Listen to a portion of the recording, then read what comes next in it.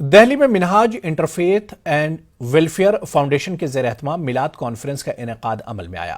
اس conference میں کیرل کے governor Arif Mohammad Khan, B J P leader اور اسکالر سدھیندر کلکرنی، عیسائی پادری سمیت مختلف مذاہب کے دانشوروں نے شرکت کی۔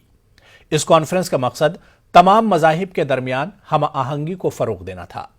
کانفرنس سے خطاب کرتے ہوئے سدھیندر کلکرنی نے منہاج القرآن انٹرنیشنل کے سرپرست مولانا محمد طاہر القادری کی ستائش کی۔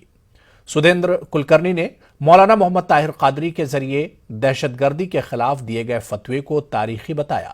وہیں کیرل کے گورنر عارف محمد خان نے مسلمانوں پر زور دیا کہ وہ قرآن پڑھیں تاکہ انہیں سیرت محمدی صلی اللہ علیہ وسلم سے حقیقی آگاہی حاصل ہو سکیں۔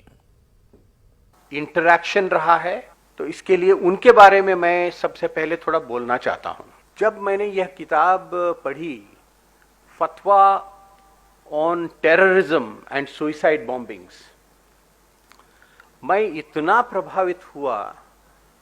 یہ کون اسلامک اسکالر ہیں، صوفی اسکالر ہیں who has written a book of such deep knowledge about Islam and condemning terrorism and suicide bombings which were being and to some extent even now conducted in the name of Islam.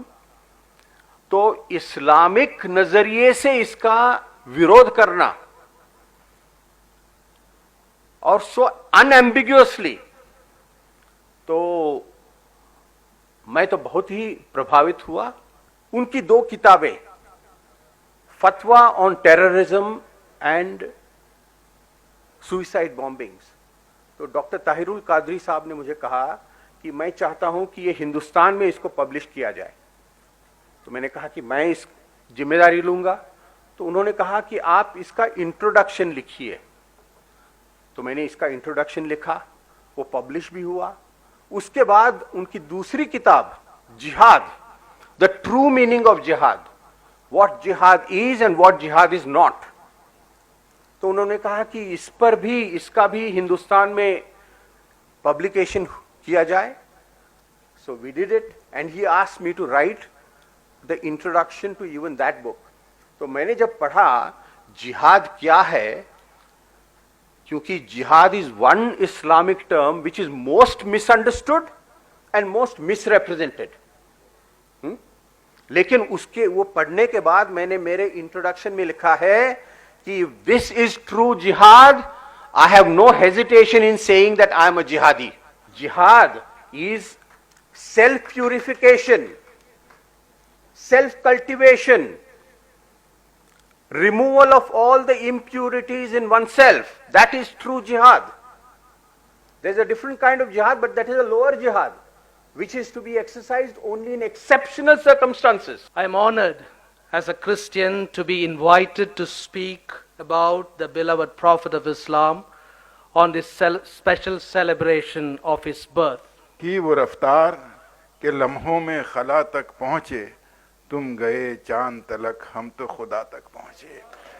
Fatima Zahra کی تعظیم کو اٹھتے تھے رسول، بیٹیاں اس لیے بھی محترم کہلاتی ہیں۔ میں کہوں گا رسول رحمت صلی اللہ علیہ وسلم، پیغمبر اسلام نہیں، پیغمبر انسانیت، اور انسان اسی کو یاد کرتے ہیں جو کسی نہ کسی صورت میں انہیں فائدہ پہنچانے والا ہوتا ہے، اسی کا نام لیتے ہیں۔ اور اس میں جو میں جب رسول رحمت کہتا ہوں تو حدیث موجود ہے۔ کسی نے پوچھا کہ حضور صلی اللہ علیہ وسلم کا اخلاق کیا تھا، طور طریقہ کیا تھا؟ جواب دیا گیا، کیا تم قرآن نہیں پڑھتے ہو؟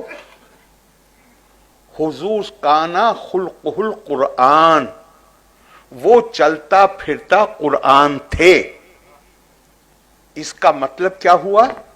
اس کا مطلب یہ ہوا کہ حضور صلی اللہ علیہ وسلم کی سیرت مبارکہ کے لیے ہمیں بہت زیادہ روایتوں پر انحصار کرنے کی ضرورت نہیں ہے۔ قرآن حکیم خود گواہی دیتا ہے حضور صلی اللہ علیہ وسلم کی سیرت کے بارے میں۔ اور پھر لیکن پرابلم کیا ہوگی کہ جب ہم روایتوں سے حضور صلی اللہ علیہ وسلم کو سمجھتے ہیں تو ہم خود جو کچھ کر رہے ہیں اس سے مطابقت نظر آتی.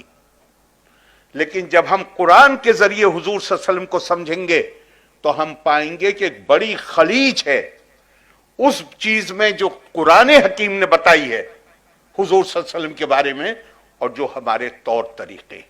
فتویٰ آن ٹیررزم، سدھیندر کلکرنی جی نے بھی بات کی، آپ نے بھی بات کی اور لوگوں نے کی. ڈاکٹر طاہر القادری صاحب یہ وہ مبارکباد کے مستحق ہیں اس کتاب کو لکھنے کے لیے. جتنی ستائش کی جائے کم. انگریز جو عیسائی ہے جو یہ کہہ رہا ہے مجھے پہلے نمبر پہ حضرت عیسیٰ علیہ السلام کو رکھنا چاہیے تھا، اس نے حضور صلی اللہ علیہ وسلم کو پہلے نمبر پہ رکھا.